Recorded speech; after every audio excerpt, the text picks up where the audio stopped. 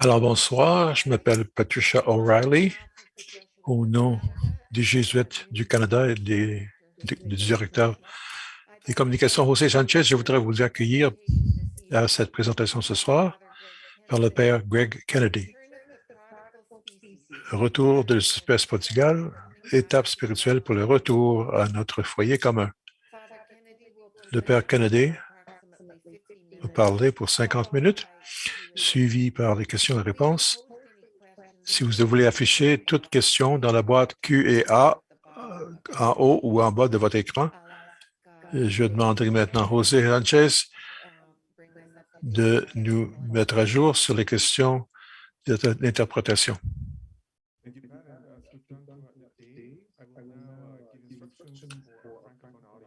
Alors, il va parler en français bientôt. Voilà, voici. Dans les commandes de votre session, cliquez sur le bouton Interprétation et après cliquez sur la langue que vous souhaitez entendre.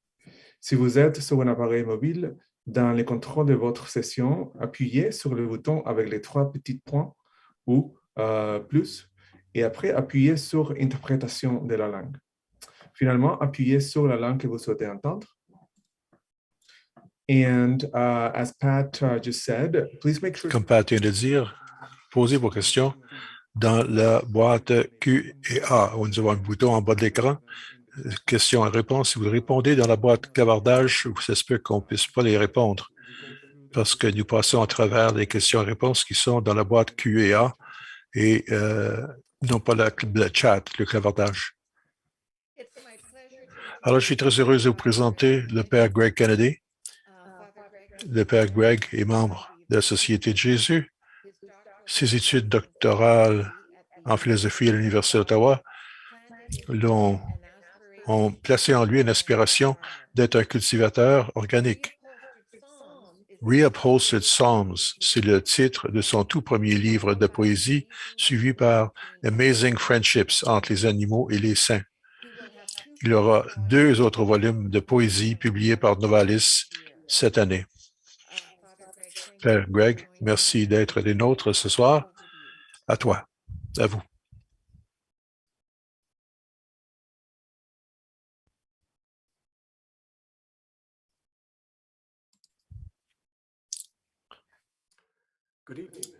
Bonsoir, bienvenue. Merci les organisateurs de nous avoir invités. Merci de votre présence. Donc, c'est la fin de la journée, la fin de semaine, la fin de la conférence. Le soir tombe. Merci. Remercions Dieu pour le jour que nous avons, qui s'achève, pour ce qui est en arrière de nous. Et entrons, demandant la grâce de cette nuit et pour la réceptivité à ce qui va se présenter à nous. Commençons et terminons cette présentation par un poème.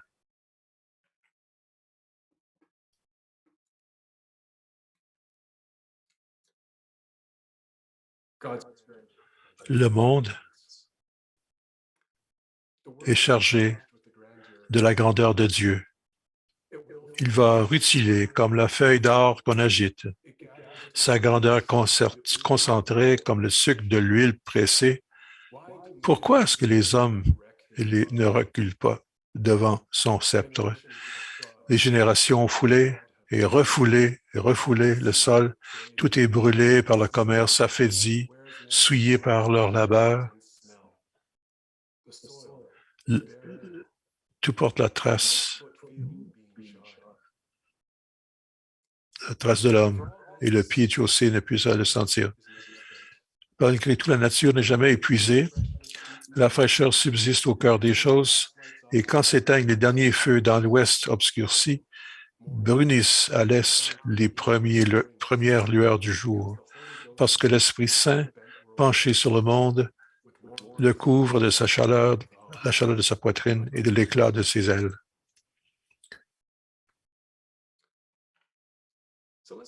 Donc, posons-nous des questions. Le monde est plein de la grandeur de Dieu, de la générosité de Dieu, et que les humains, des fois, ne comprennent pas. On marche, on pollue le sol. Et pourtant, malgré tout ça, la nature n'est jamais détruite parce que le Créateur, avec des ailes, est là au-dessus de la création. Cette question que je voudrais placer ici, en commençant cette présentation que j'appelle le retour de l'espèce prodigue. Le Créateur, demandons-nous, est-ce que le Créateur me bénit à travers sa création? Et si vous trouvez que le Créateur vous bénisse, comment? Vous bénit, comment le Créateur vous bénit plutôt? Comment? On espère que ce n'est pas une question trop difficile. Nous respirons, nous avons un estomac plein. Il y a plusieurs façons que Dieu nous bénit à travers la création.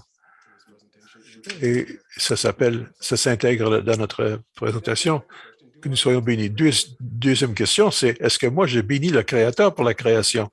Et si oui, comment est-ce que je bénis le Créateur pour sa création? Peut-être à travers mes joies, à travers ma grâce au travail. On dit de bénédiction avant un repas, mais on peut dire une bénédiction devant n'importe quel événement de notre vie.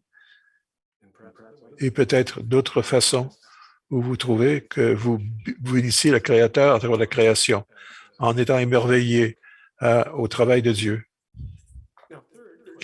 Troisième question, c'est peut-être la plus difficile de toutes. Est-ce que moi, je bénis la création elle-même? Est-ce qu'on veut bénir la création? Si oui, comment est-ce que je le fais?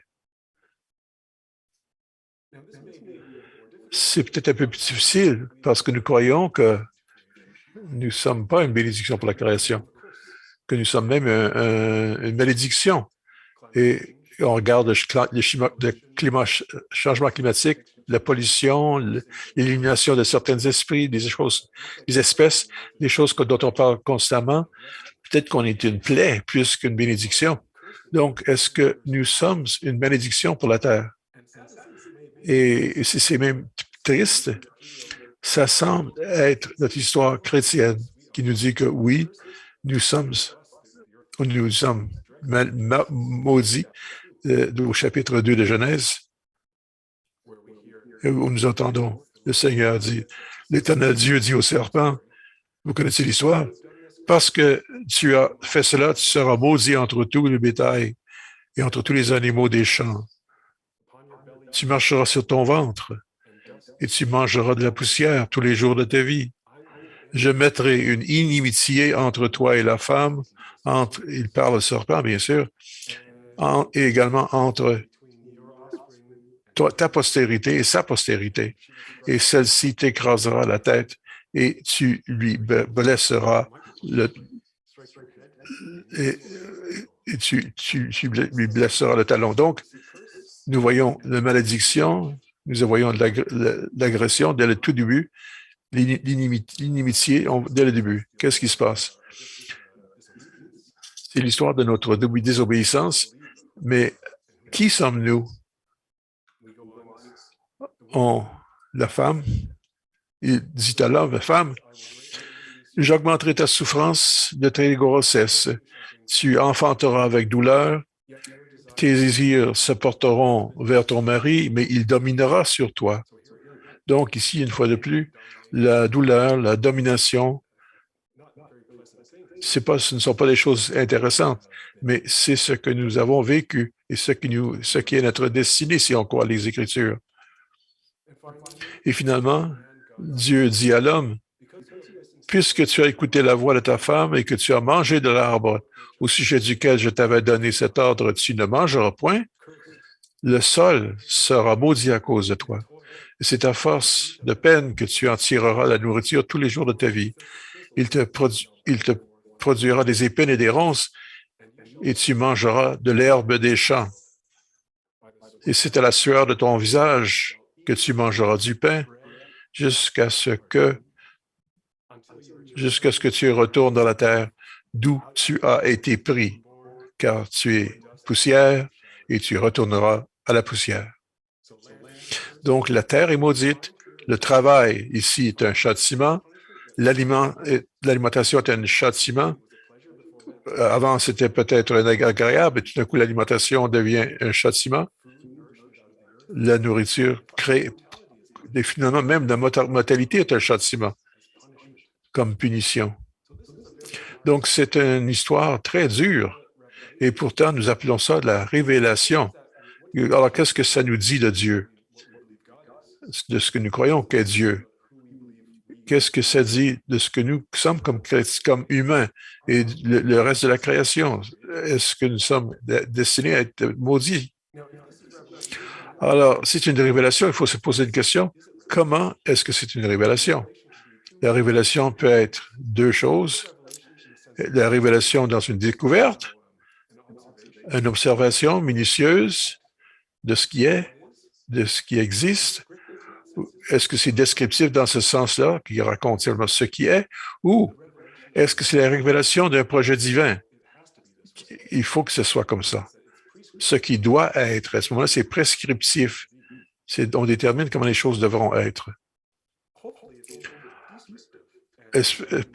Espérons que c'est descriptif et qu'on peut changer la relation avec le Créateur. Et on peut changer cette malédiction qu'on a qui vient de la terre. Et c'est pas quelque chose que nous avons toujours à faire. Et on faut se demander si c'est vrai, quelle partie de cette révélation est déterminée par la culture? Parce que d'autres cultures ne nous ont pas vus comme malédiction.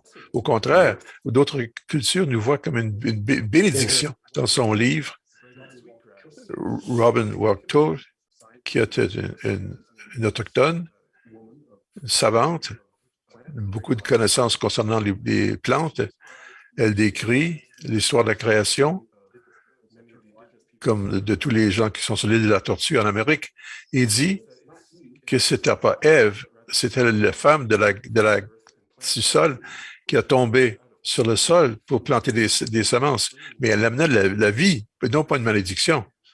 Et elle juxtapose Ève et Sky Woman, donc la femme du ciel. C'est la même histoire, même récit, même terre. Donc, comme tous les récits de la création, les cosmologies sont pour nous une source d'identité et d'orientation dans le monde. Ces cosmologies nous disent qui nous sommes. Elles nous façonnent inévitablement, même si elles nous semblent étrangères. Un récit conduit à l'étreinte généreuse du monde vivant, l'autre au bannissement, au l'écartement. Alors, c'est la femme du ciel amène des semences sur l'île de la Tortue, et l'autre, c'est une fuite, une fait est écartée. L'une des femmes est notre jardinière ancestrale, co-créatrice du monde, vert, bienfaisant. L'autre étant exilée, qui n'a fait que traverser un monde étranger sur une route accidentée menant à son véritable foyer au paradis. Alors, quand on regarde les histoires de création, sont très importantes parce que ces histoires nous informent comment ce que nous croyons de nous-mêmes et de notre relation avec le Créateur en tant que créature. Dieu merci, la Bible n'est pas c'est une bibliothèque. Même en Genèse, on trouve aussi une autre histoire, un autre récit, parce que avant la chute, au début de l'histoire du jardin d'Adam et Ève, le jour le Seigneur Dieu fit la terre et les cieux, aucune plante des champs n'était encore sur la terre et aucune herbe des champs n'avait encore poussé, car le Seigneur Dieu n'avait pas fait pleuvoir sur la terre. Il n'y avait personne pour cultiver le sol, etc., etc. Donc, au moins ici, nous voyons que non, on est supposé d'être ici. Notre tâche, c'est de faire cultiver la terre. Et notre co-créativité est insérée ici. Donc, ceci dit, et donner la compréhension autochtone du monde de Kimmerer, il faut se demander dans quelle mesure l'antagonisme entre la Terre et les humains est-elle réel?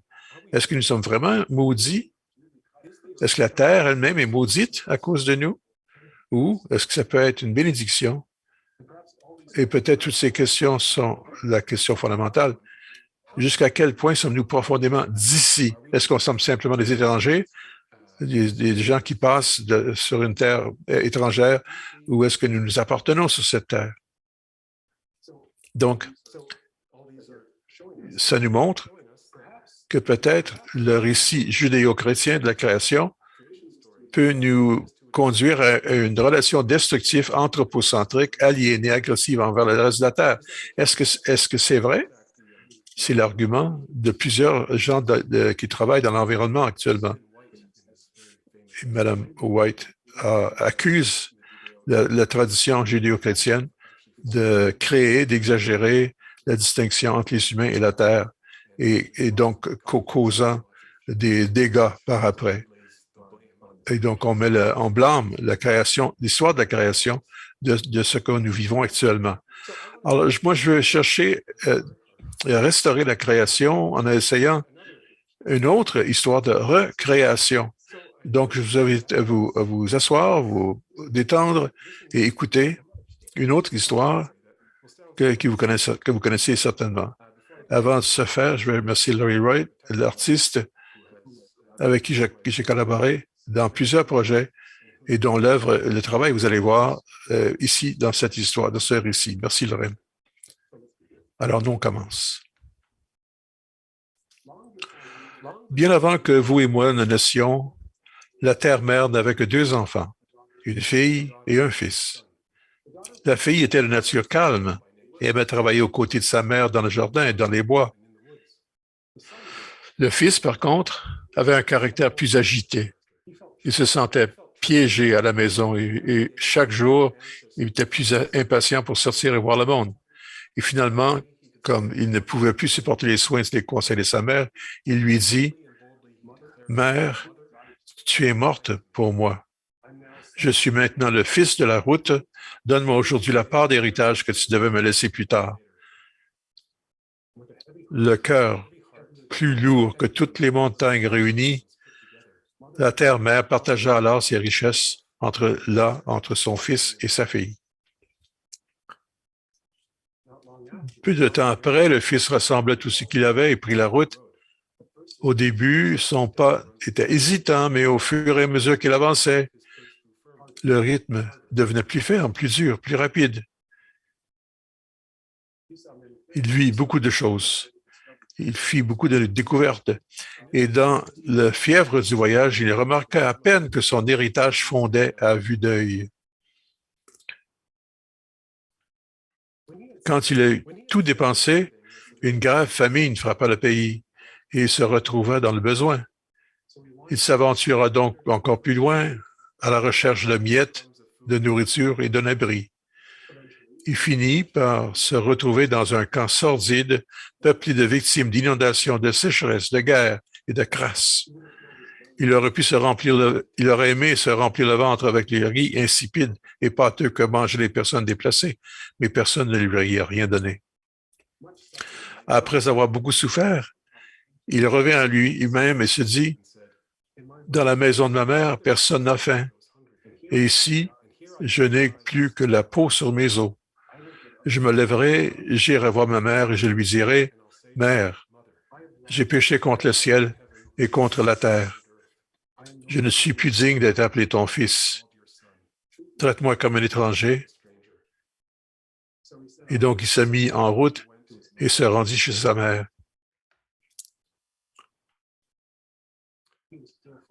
Alors qu'il était encore loin, sa mère le vit, il traînait son corps et son orgueil brisé sur la route, cette route qu'il avait tant voulu suivre.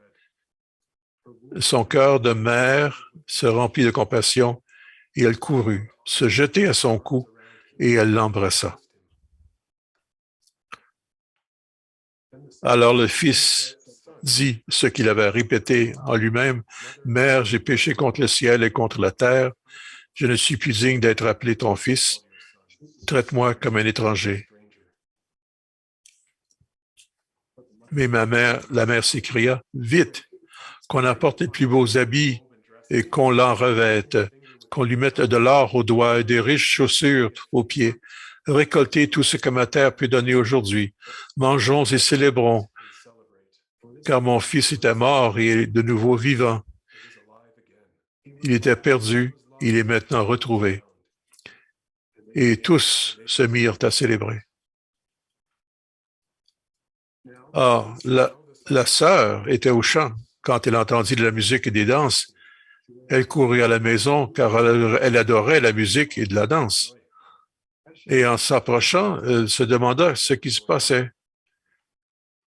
L'une des musiciennes qui venait d'arriver et qui accordait sa guitare lui expliqua, « Ton frère est arrivé et ta mère a pris tout ce qu'elle avait sous la main pour faire la fête, car elle l'a retrouvé sain et sauf. » Stupéfaite, la fille fut envahie par un million d'émotions contradictoires.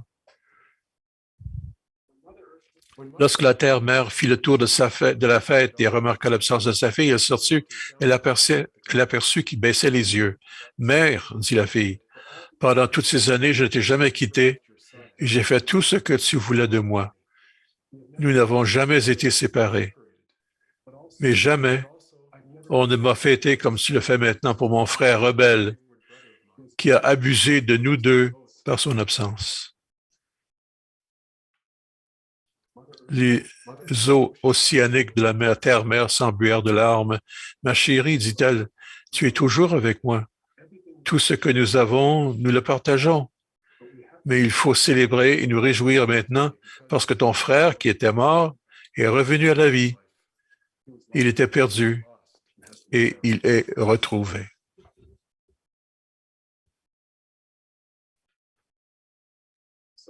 Alors, une histoire que vous connaissez bien, changez un peu.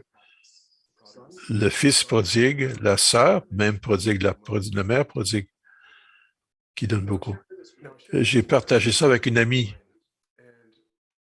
et elle l'aimait, mais elle était offusquée de mon récit de récréation, surtout pour les caractères. Elle disait que c'était stéréotypé et sexiste. L'homme aventurier, la femme casanière, et ensuite, il y a la bonne femme, le mauvais garçon et bonne fille, toujours la même vieille histoire, dit-elle. Et j'avais bien réfléchi à la façon, je me suis discuté, alors que je distribuais les rôles dans le parabole. Finalement, j'ai opté pour le stéréotype parce qu'il décrit mieux notre réalité actuelle. Si on ne veut pas tomber dans la dichotomie homme-femme, on peut dire que une grande partie du désordre écologique actuel résulte d'une théologie excessivement transcendantale qui nie le monde et qui est agressive contre la réalité matérielle. Donc, on a à gauche le cercle avec la flèche, l'homme, et ensuite, tout écarte et quitte la Terre. On fuit le monde d'une certaine façon avec la flèche, avec la transcendance. C'est ce que les hommes font, d'une certaine façon. Ils vont au-delà par rapport, c'est opposé à une théologie féminine, où on a la terre sur un corps qui est bien planté. Donc, c'est une théologie de l'incarnation, enracinée, compassante, la tête sur les épaules et les deux pieds sur la terre. Et c'est intériorisé et vers le bas.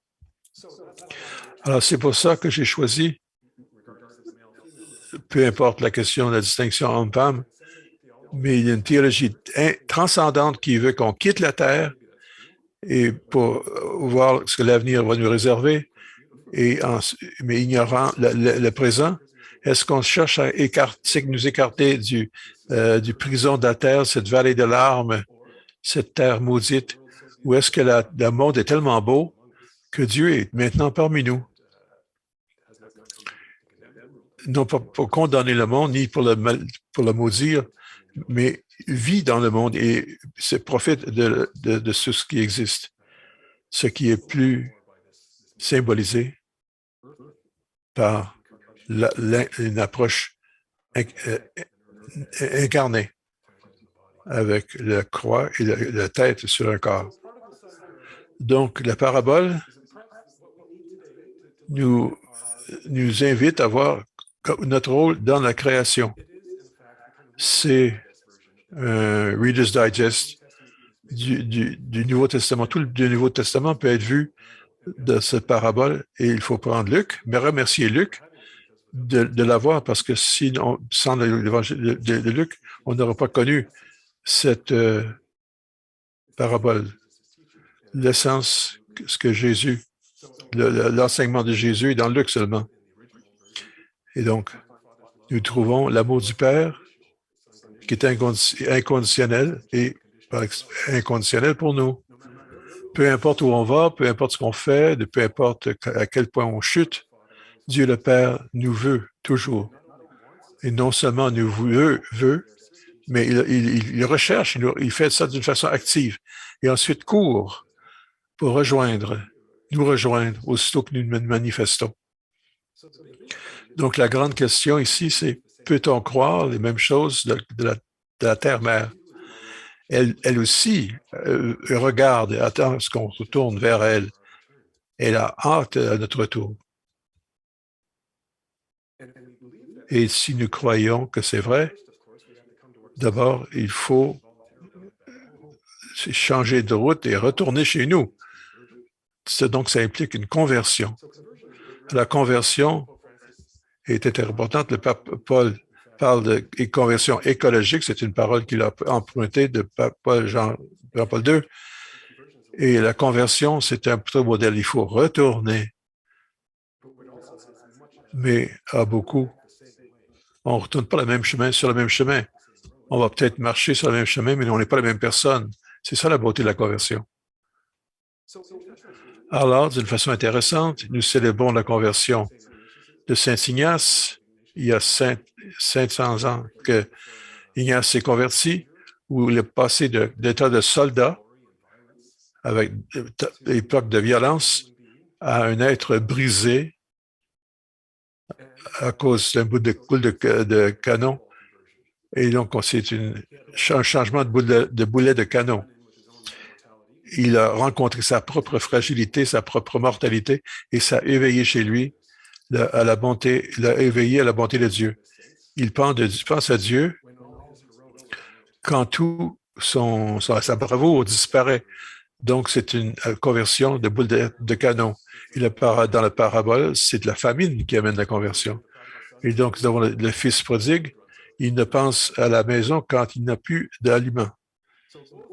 Donc, ces deux réactions à une crise spirituelle et matérielle naissent de catastrophes.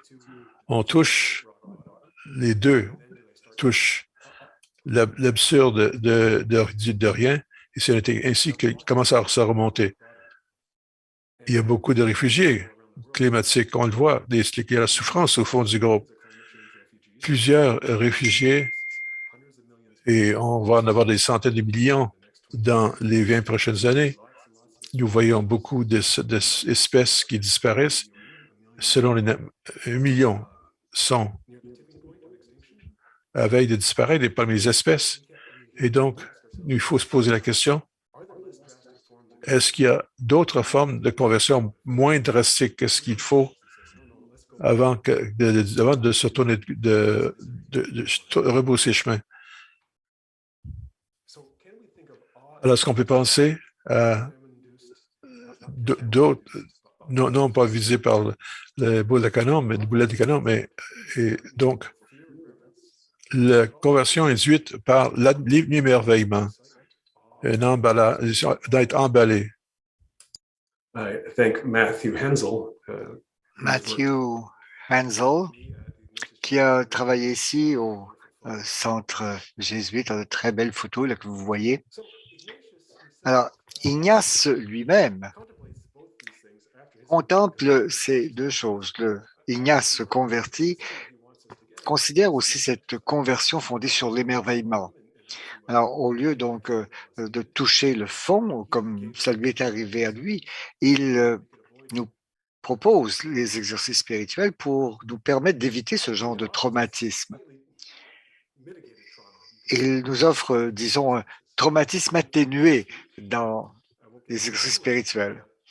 Alors, dans la première semaine, il nous invite à considérer notre péché et toujours avec cette idée que en reconnaissant honnêtement notre péché, cela va nous faire apprécier d'autant plus l'amour de Dieu pour nous.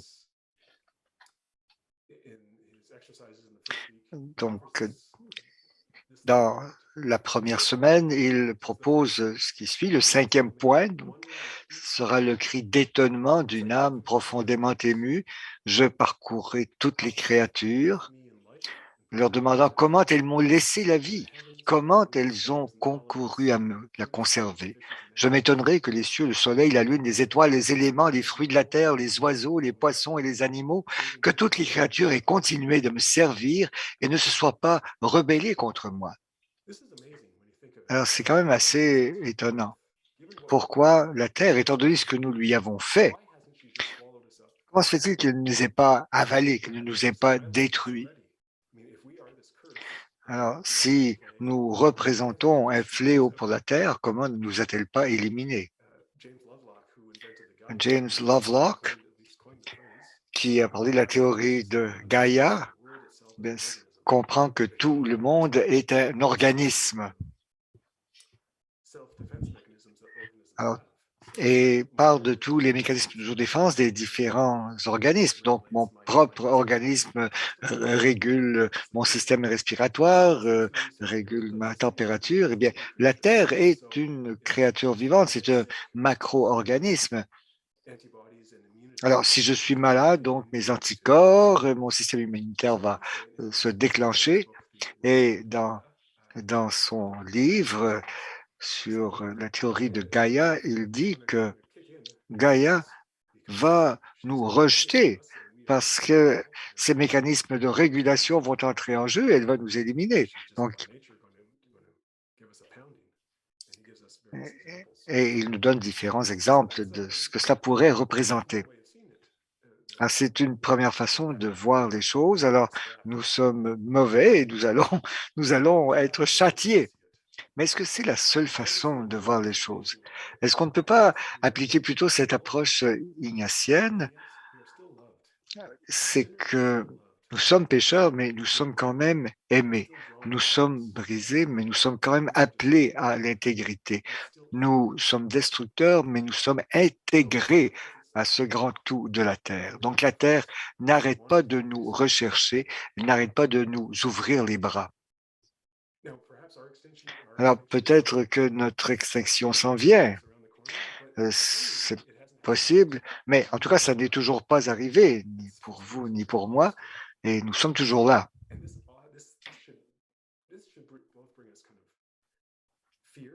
Et cela peut susciter de la crainte, bien sûr, en pensant à tout ce que nous avons fait, mais cela aussi peut susciter cet émerveillement, cette reconnaissance. Alors, qu'est-ce qui fait que nous sommes encore là? C'est certainement l'amour. Pourquoi ce pardon au prodigue de la part de la terre? Et bien sûr, on dit la terre, mais derrière la terre, c'est le Créateur. La terre et le Créateur ne font qu'un. Alors ça, c'était pour la première semaine, au tout début, donc des exercices spirituels de cette ignace. Mais à la fin des exercices, on arrive à quelque chose de semblable. Et au fond, il dit, donc c'est dans la contemplation ad amorem, donc c'est la contemplation de l'amour de Dieu pour nous qui termine les exercices. Et il dit le troisième point, c'est de considérer Dieu qui agit et travaille pour moi dans tous les objets créés à la surface de la terre, parce qu'il agit dans les cieux, dans les éléments, dans les plantes, dans les fruits des animaux, etc. Il leur donne, il leur conserve l'être, la végétation, le sentiment, et plein de cet émerveillement. Ignace nous invite à réfléchir à, notre situation dans ce mouvement d'amour.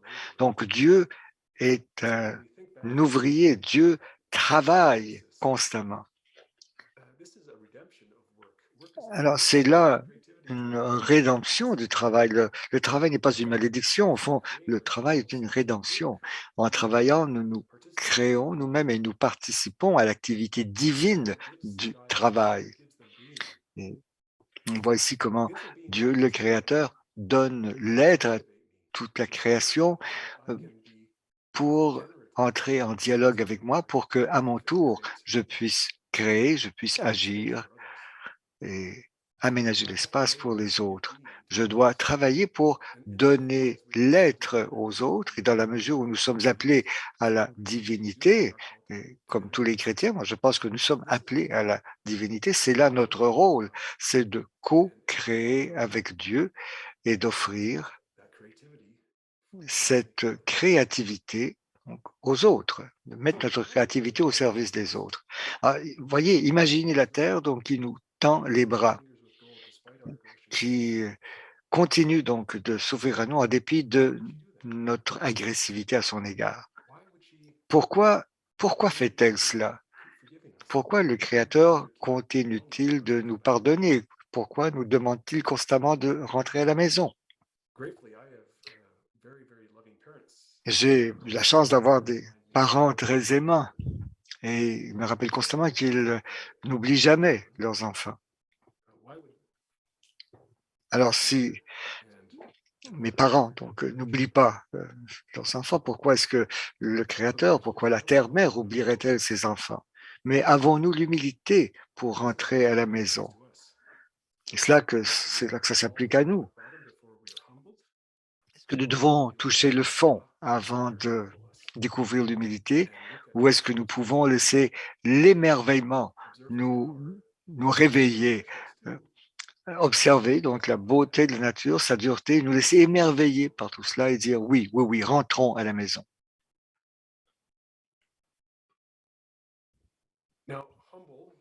Alors, humble, le mot humble vient du mot humus qui désigne le sol, la terre. Donc, il faut avoir les deux pieds sur terre, prêt à travailler comme Dieu travaille, non par punition, mais dans un grand geste créateur en toute chose.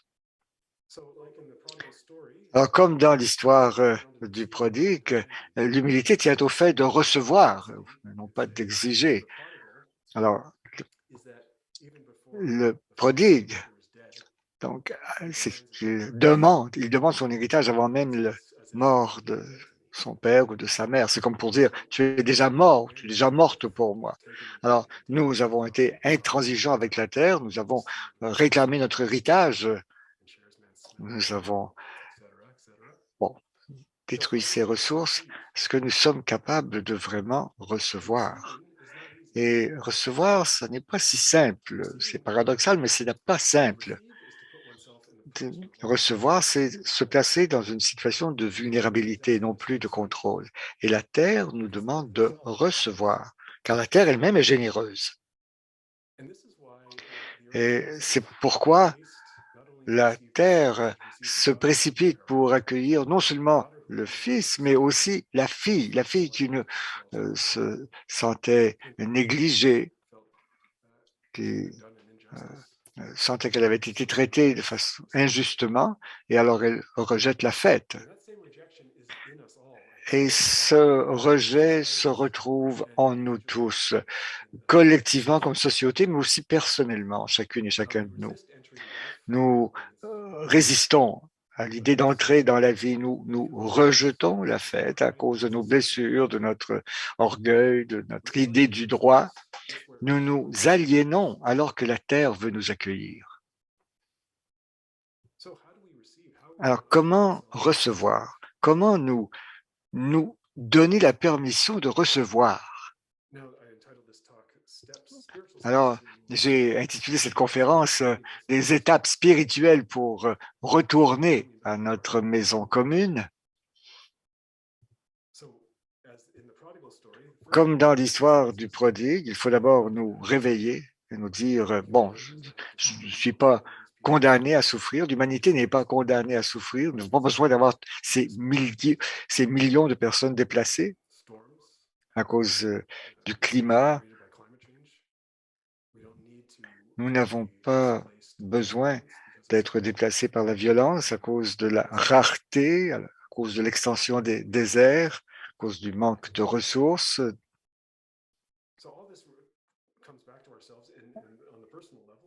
Et tout ça s'applique aussi au niveau personnel. À quel moment est-ce que j'exige ma part au lieu de recevoir ma part? Comment est-ce que je participe à l'effort de création pour recevoir ma part? Comment est-ce que je participe à la fête, à la célébration? Ou est-ce que j'ai l'impression que d'autres ne devraient pas recevoir plus que moi? Et ça s'applique aussi entre les espèces.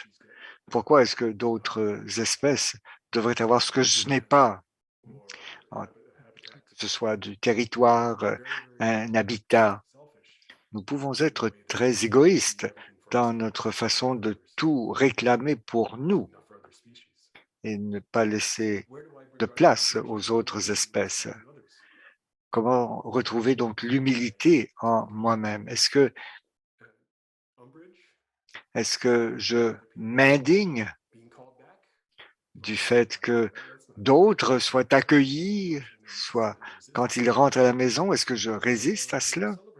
Ou est-ce que je célèbre leur conversion et que je demande de pouvoir vivre la même chose? Toutes ces questions se posent au niveau sociétal comme au niveau personnel. Certaines sociétés sont beaucoup plus humbles que nous, ici en Amérique du Nord. Au fond, nous avons besoin d'imagination. Et l'imagination pour Ignace, c'était essentiel pour la prière. Il faut la cultiver, il faut lui faire confiance, il faut la partager.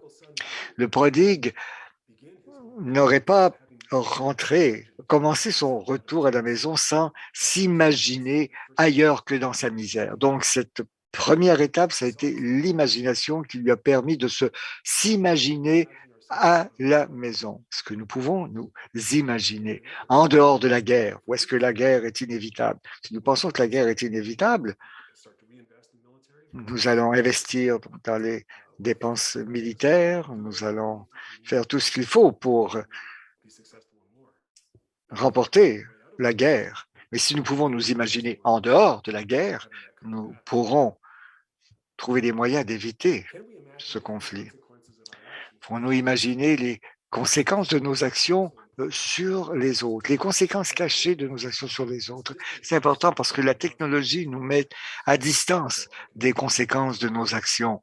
Je peux allumer la lumière, je peux prendre un hamburger sans voir ce que cela suppose au niveau de la dépense d'énergie. Est-ce que c'est une centrale nucléaire ou une centrale au charbon qui produit mon électricité? Donc, les conséquences de nos gestes sont cachées. C'est pourquoi nous avons besoin d'imagination pour comprendre les conséquences de nos actions sur le monde.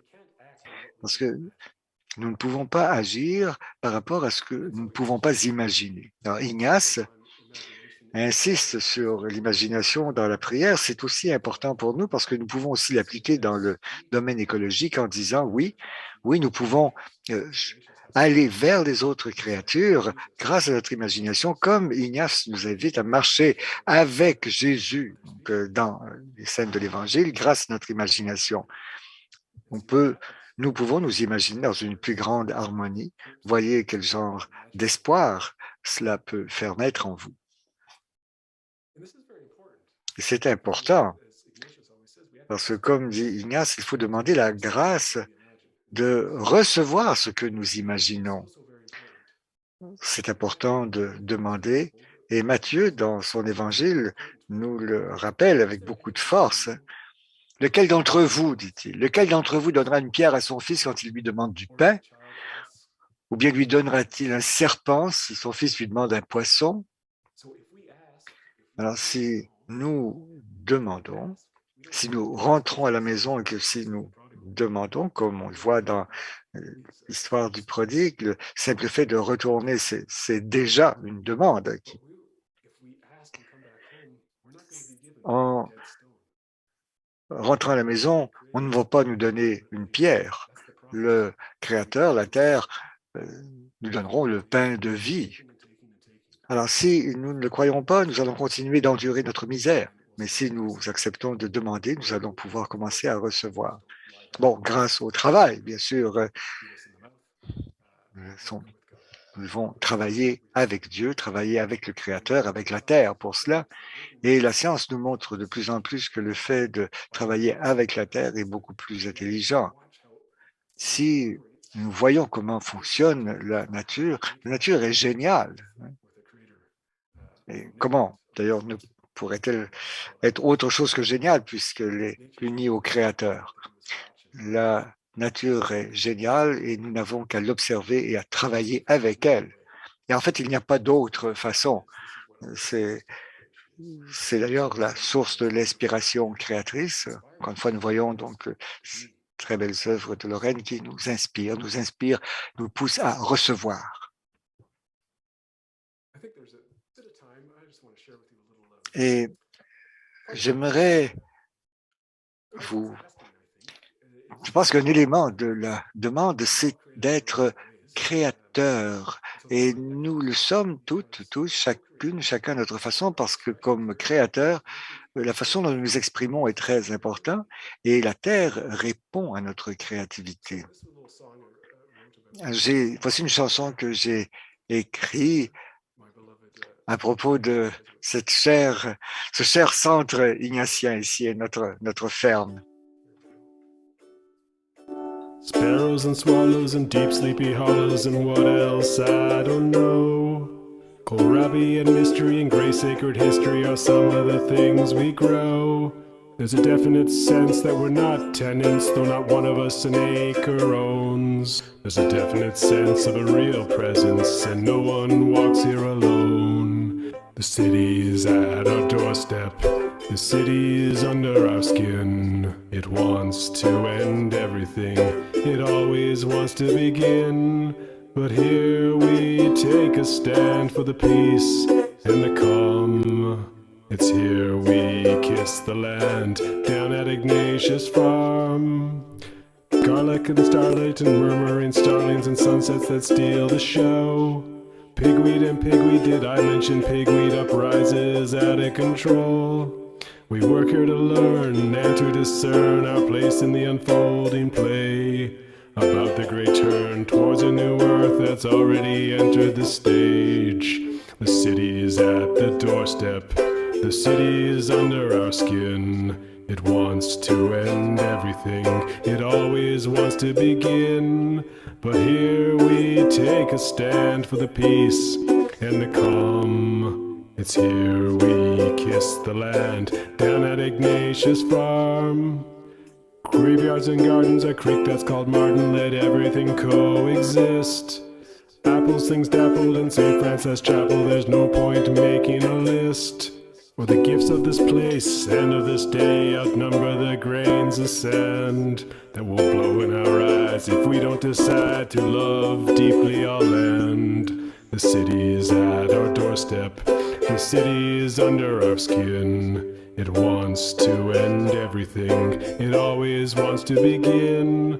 But here we take a stand for the peace and the calm. It's here we kiss the land down at Ignatius Farm. It's here we kiss the land down at Ignatius Farm.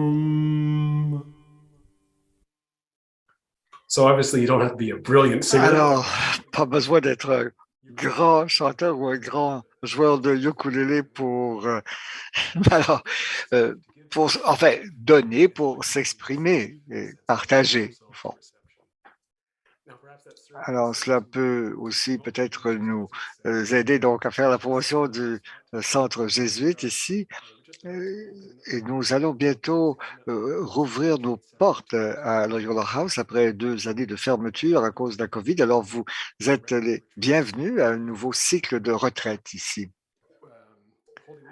La semaine sainte, donc, sera notre retraite d'ouverture, mais je vous invite peut-être plus particulièrement à une série de retraites de week-end sous le thème des abeilles, des arbres et des oiseaux. Et tout cela va être fondé sur la terre, ça sera à l'extérieur le plus possible. La première sera pendant le week-end de la terre, donc du 22 au 24 avril, et ce sera sur les arbres, la signification spirituelle des arbres, pourquoi un arbre est un arbre, à quoi tient sa sagesse, qui nous communique les merveilles de l'arbre. Ensuite, ce sera sur les oiseaux en mai et ensuite les abeilles en juin. Alors, vous pourrez trouver cela, bien sûr, sur le site web du centre jésuite à Guelph. Alors, vous êtes les bienvenus. Nous avons 600 acres de terre extraordinaire ici pour vous émerveiller. Alors, nous approchons de la fin et comme je vous l'ai promis, nous avons commencé par un poème et nous allons terminer par un poème. Je suis sûr il y a plusieurs questions qui n'ont toujours pas de réponse, mais nous aurons l'occasion d'y revenir pendant la période de questions, donc tout de suite après. Et je pense qu'il faut dire que nous avons besoin d'humilité, nous avons besoin de nous réveiller, et plus que jamais, nous devons nous reconnaître comme des pécheurs, mais des pécheurs qui sont aimés par la terre. Destructeurs, oui, mais intégrés. Si nous ne le croyons pas, nous allons continuer de détruire, de prendre, de détruire. Si nous comprenons que nous avons notre place ici, que la terre attend que nous revenions à la maison, comment pourrions-nous échouer? Nous ne pouvons échouer qu'en restant loin de chez nous, dans notre misère, dans notre blessure, dans notre propre résistance à la fête.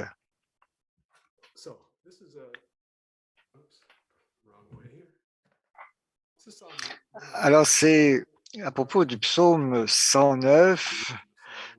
Bon, au fond, de rénover dans le psaume 109. Je vais vous lire d'abord le texte biblique et ensuite je vous lirai mon texte.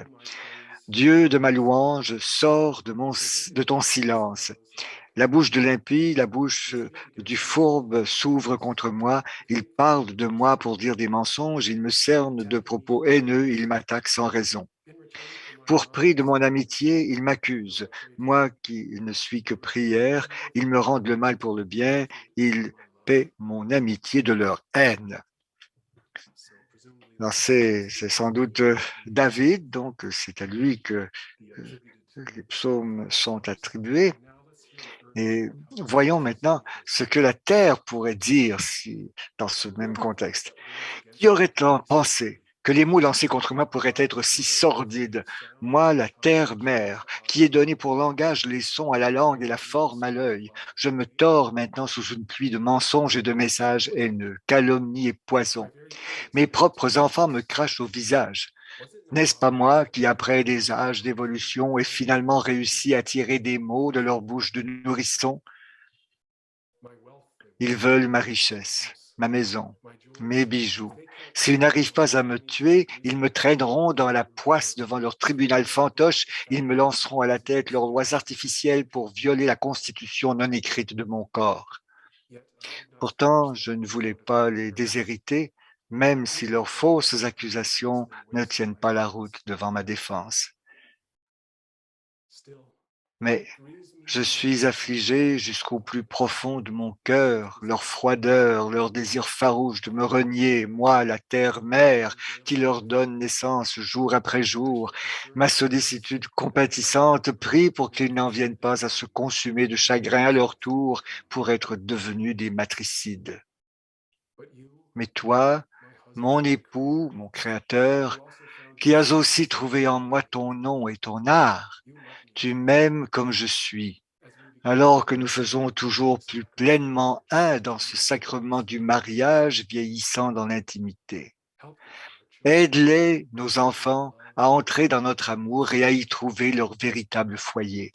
Apprends à ces orphelins obstinés que les parents qu'ils ont souhaité voir mourir les baignent encore de leurs larmes et les nourrissent de leur chair. Jamais ils ne sauront s'égarer assez loin de la porte du refuge que nous sommes. Je suis un tissu de reconnaissance, tu le sais, mon amour. Tu m'as faite pour m'épouser, pour me sentir à tes côtés et dans tes bras. Nous avons toujours été un seul corps.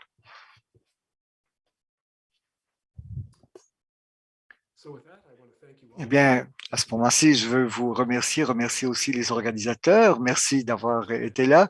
Nous arrivons à la fin, ce qui est seulement le début de notre itinéraire intérieur pour revenir vers la terre des vivants, la terre des vivants qui célèbrent.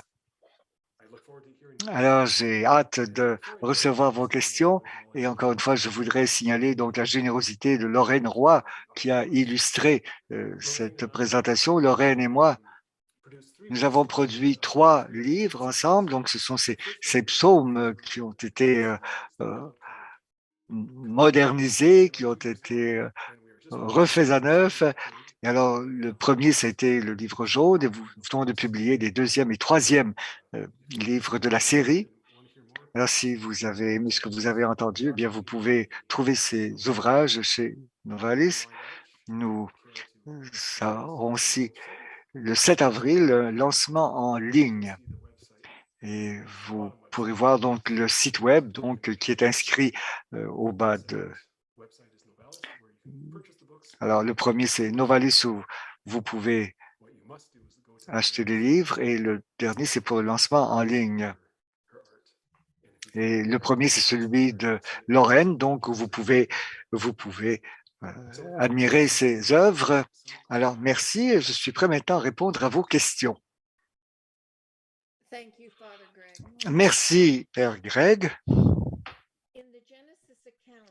Dans le récit de la Genèse que vous avez cité au début de votre exposé, après qu'Adam et Ève eurent commis le péché originel, c'est le Seigneur Dieu qui est venu à leur rencontre. Il leur a posé une question. Adam, où es-tu? Est-ce que vous pensez que le premier pas pour revenir à notre état originel comme une humanité, c'est de retrouver notre position dans la création? Est-ce que le premier état, est-ce que l'état originel de l'humanité est fatalement condamné par le péché, voué à la mort? Alors, revendiquer notre état Écoutez, nous ne pouvons pas revenir en arrière. Je pense qu'on ne veut pas retourner dans les cavernes. Non, je pense la question, c'est comment aller de l'avant et comment intégrer ce que nous avons vécu, sur le plan spirituel, c'est ça, c'est de pouvoir intégrer tout ce que nous avons vécu, y compris le péché, pour avancer.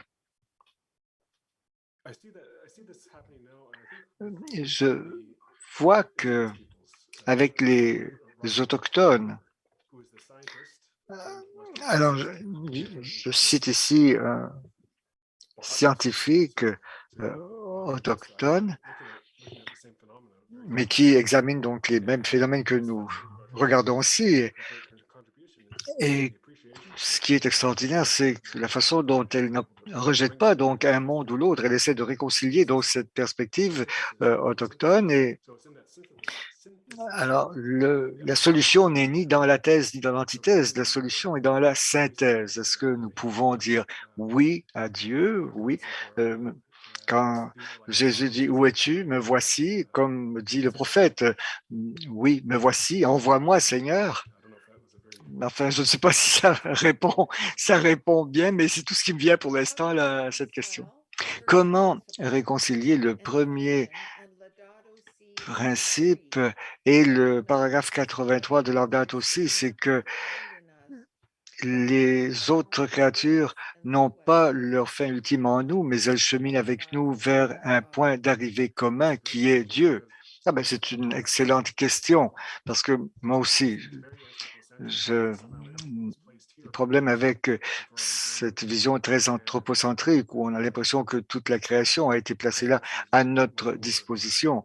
Et le pape François, lui, a une approche beaucoup plus géocentrique.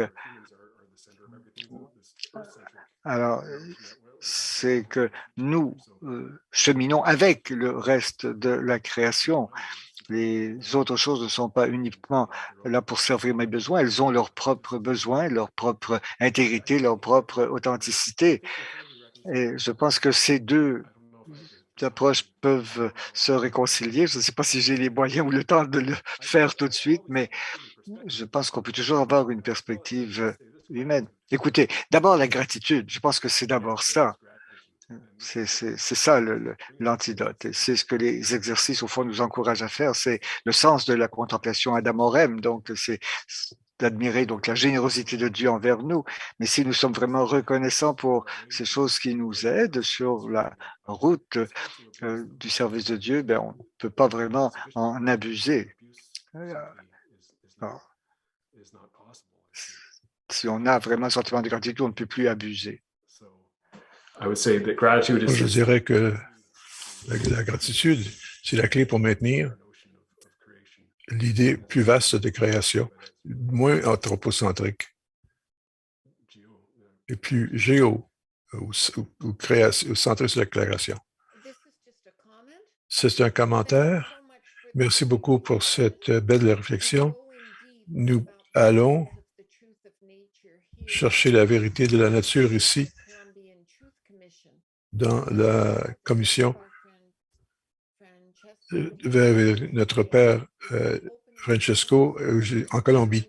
Une nouvelle compréhension de comment on va préparer la nature qui a été touchée à l'intérieur du conflit ici.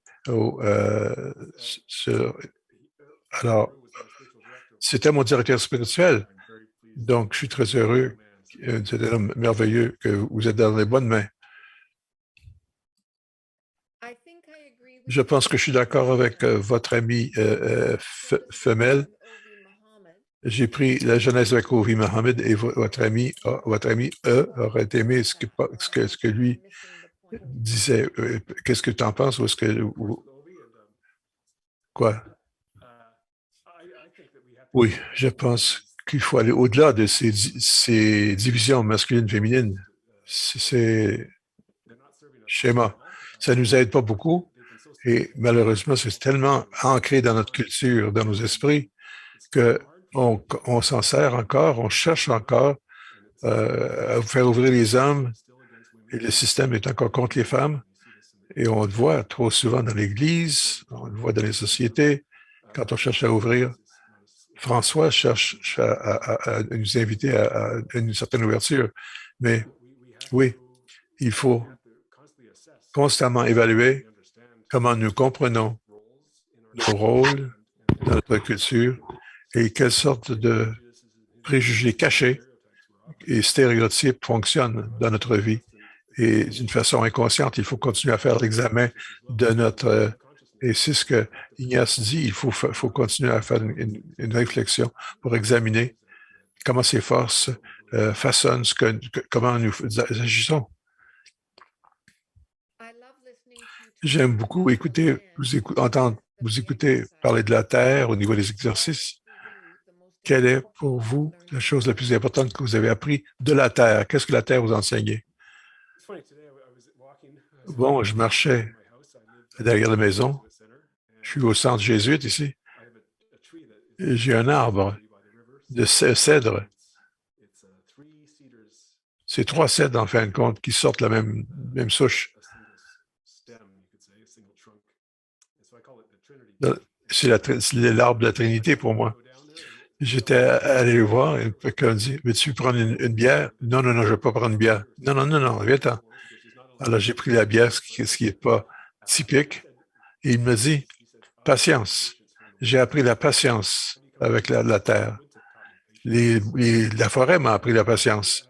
Et je dois dire que c'était une très bonne réponse. La patience, c'est peut-être la vertu la plus importante qu'on peut apprendre de la forêt. Les arbres sont un modèle de patience. Si nous n'avons pas de patience, on s'attend à ce que tout se produise très vite et on ne peut pas voir le long terme, le temps géologique. Ce n'est pas. La patience ne donne pas de rien faire, ne donne pas la chance de rien faire, bien sûr. Avec les changements climatiques, alors la nature nous dit qu'il va y avoir des problèmes si on ne s'organise pas en 12, 18 ans. Je pense que 15, c'est un des époques des échéanciers aussi. Et pourtant, il faut maintenir l'idée Canada n'est peut-être pas le pays qui doit prendre des décisions, mais ça prend du temps. Et ça veut dire qu'il faut faire attention. Il faut ralentir parce que beaucoup de nos problèmes sont causés par la vitesse avec laquelle on fait les choses. Combien d'espèces invasives ont été introduites parce que c'était une bonne idée ou devait aider l'économie? J'ai lu quelque part sur une île près d'Argentine, ils ont introduit le castor parce qu'ils pensaient que ça serait bon. Alors, ils ont introduit les castors pour vendre les peaux, leur fourrure. Il n'y a pas de gens contre le castor, donc les castors ont commencé à enlever les arbres de l'île. Ce qui était une très bonne idée au début, était devenu un désastre parce qu'ils avaient peur que les castors aillent sur la terre ferme et le continent. Donc, la patience est une très bonne idée et on ne peut pas tout résoudre tout de suite. C'est ce que je dirais. La patience me vient à l'esprit à ce moment-ci. Peux-tu exprimer comment tu peux dire Dieu et terre-mère sur la même? Oui, ça peut paraître un peu scandaleux. Sally McFagg, je pense que Sally McFagg, qui est une théologienne que j'ai rencontrée à l'Université de Colombie-Britannique, son idée, c'était une métaphore. Une métaphore, c'est pas comme une vérité scientifique. C'est évocateur. Une métaphore est évocateur. Ça nous permet de comprendre des choses, non pas comme fait, comme date donnée, mais ça aide à comprendre. Donc, elle sait que Dieu n'est pas une personne matérielle. Et Dieu, la terre est le corps de Dieu. C'est quelque chose que j'intuitionne plutôt que de rationaliser. Je ne peux pas dire plus que ça à ce moment-ci. Je voudrais en dire davantage. Quand n'importe qui passe du temps dans la forêt et on va dire qu'il y a une certaine sainteté dans le bois. Ce n'est pas des panthéismes. Je ne pense pas que Dieu est l'arbre, mais il y a quelque chose de incarné là-dedans, avec la création.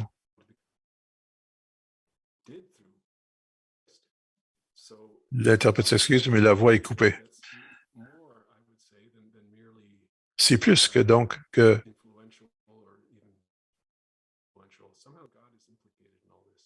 Dieu est impliqué dans tout ça. Je ne sais pas comment ça fonctionne. C'est une intuition que j'ai plus qu'un fait.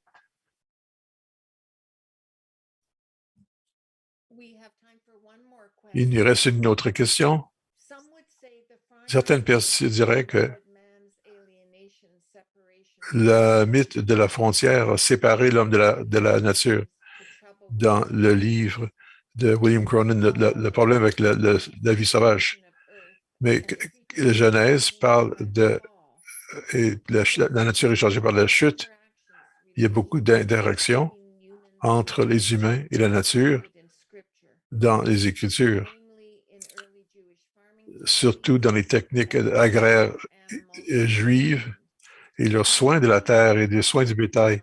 Est-ce que vous avez d'autres exemples ou dans des passages d'Écriture qui montrent une perspective positive au niveau de notre rôle dans la créature ou l'utilisation des ressources?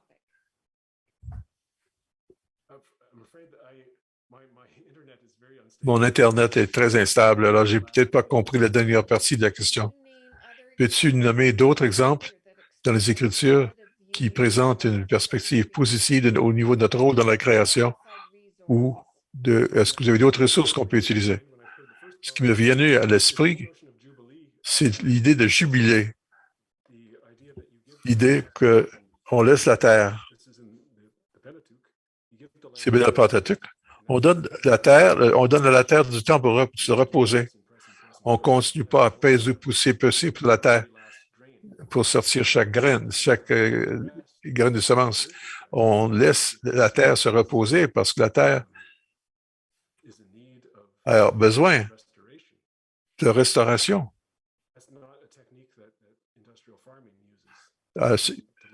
Malheureusement, l'industrie agraire ne donne pas la chance à la terre de se restaurer. Pour les Hébreux, il ne fallait pas tout enlever tout de la terre. On laissait de la semence pour les pauvres.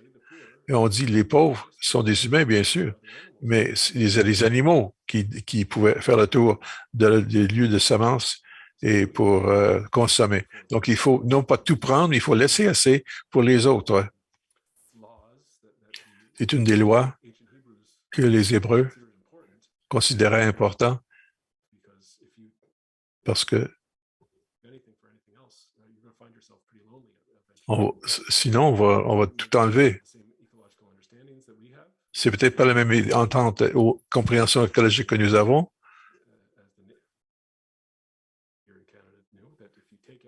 Si on prend tout, on ne laisse rien pour les autres. On va être très seul bientôt. Merci beaucoup. Père Greg, je voudrais vous remercier d'avoir regardé ce sujet important ce soir.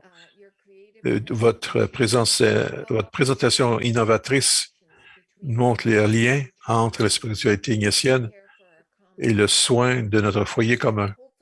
Et on espère que ça va nous aider à retourner à une relation aimante avec le Créateur et avec la Terre. Merci, Père Greg. Il n'y a pas de quoi. Merci. Et ceci culmine la conférence de 2 jours et nous sommes reconnaissants à tous nos conférenciers pour l'enrichissement qu'ils nous ont offert dans leur diversité de sessions concernant la spiritualité ignatienne. Le Père James Martin, Sœur Laurence, Père Eric Nolan, Père Gilles Mongeau, Père André Boulette, Père Marc Lisetto, Père John O'Brien, Père Scott Lewis, Père Peter Bisson et Père Greg Kennedy. Et ils nous ont montré le chemin comment remercier Dieu dans toutes choses et être des gens pour des autres. Remerciements à notre directeur de communication, José Sanchez, pour ses aides et son leadership, et Fanny et Camille, qui ont travaillé depuis les derniers mois pour s'assurer que tout fonctionne bien. Merci aussi à nos 2 interprètes, Michel, Albert, Patricia et Isabelle, et 4 interprètes. Et surtout, merci à tous nos participants pour nous avoir aidés dans ce cheminement ignatien. Nous espérons vous retrouver bientôt. Merci beaucoup. Bonne nuit. José, merci. Je ne veux pas couvrir la liste que tu viens de nous présenter. Je pense qu'on va remercier beaucoup pour les présentations. Et une dernière fois, je vous rappelle qu'il y a des enregistrements de toutes les sessions, dans les matériaux qui ont été partagés. Tout ça, ça va être envoyé par courriel à tous les gens qui se sont inscrits dans 5 jours d'affaires, alors avant vendredi prochain. Merci beaucoup et passez une bonne soirée. Merci, Père Greg, une fois de plus.